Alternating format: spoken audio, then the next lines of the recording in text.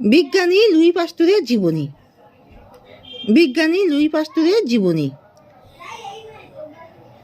Luis পাস্তুর ফরাসি বিজ্ঞানী Luis পাস্তুর December 27, 1822 থেকে সেপ্টেম্বর 28, 1895 পর্যন্ত একজন ফরাসি অণুজীব বিজ্ঞানী ও রসায়নবিদ। তিনি প্রথম আবিষ্কার করেন যে অণুজীব অ্যালকোহল জাতীয় পানীয়ের পচনের জন্য দায়ী। জীবাণুতত্ত্ব ও বিভিন্ন রোগ নির্মূলে বিভিন্ন ধরনের প্রতিষেধক আবিষ্কার করে স্মরণীয় হয়ে রয়েছেন।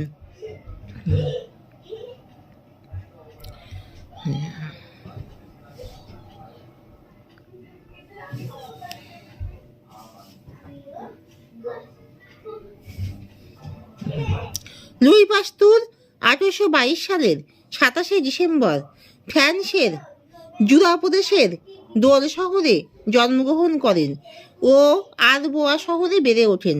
দরিদ্র পিতা সেখানকার একটি ট্যানারিতে চাকরি করতেন।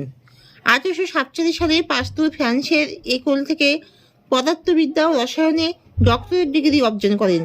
সেখানে তিনি জৈব যৌগের আলোক সমানুতা নিয়ে গবেষণা করেন। তিনি দেখান যে আলো যখন জৈব যৌগের দ্রবণের ভেতর দিয়ে যায় তখন এর দিক পরিবর্তন ঘটে। তিনি প্রস্তাব করেন যে একই জৈব যৌগ যাদের গঠন এক তারা সমাণু হতে পারে যদি তারা একে অপরের আলো প্রতিবিম্ব হয়। 1848 সালে ডিজো লিসিতে সংক্ষিপ্ত সময়ের জন্য রসায়নের অধ্যাপক হিসেবে চাকরি করেন। সেখানেই বিশ্ববিদ্যালয়ের রেক্টরের কন্যা মারি লরেম্বের সাথে প্রণয়ে আবদ্ধ হন। 29 মে 1849 সালে তারা বিবাহ বন্ধনে আবদ্ধ হন।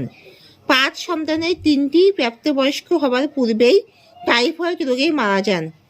ব্যক্তিগতভাবে নির্মম এই ঘটনায় তিনি মুষড়ে না পড়ে এর প্রতিকারে মনোনিবেশ ঘটিয়েছিলেন।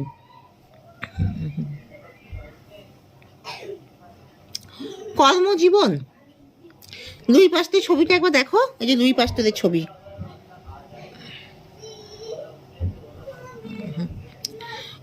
কর্মজীবন, তিনি গবেষণা কর্ম চালিয়ে যান এবং সেই সাথে ডিজো ও স্ট্র্যাসবুর্গ বিশ্ববিদ্যালয়ে শিক্ষকতা শুরু করেন। 1854 সালে পাস্তুর স্থানীয় এক বিশ্ববিদ্যালয় বিজ্ঞান বিভাগের ডিন হিসেবে নিয়োগ লাভ করেন। তখন থেকে তিনি স্থানীয় মদের কলগুলো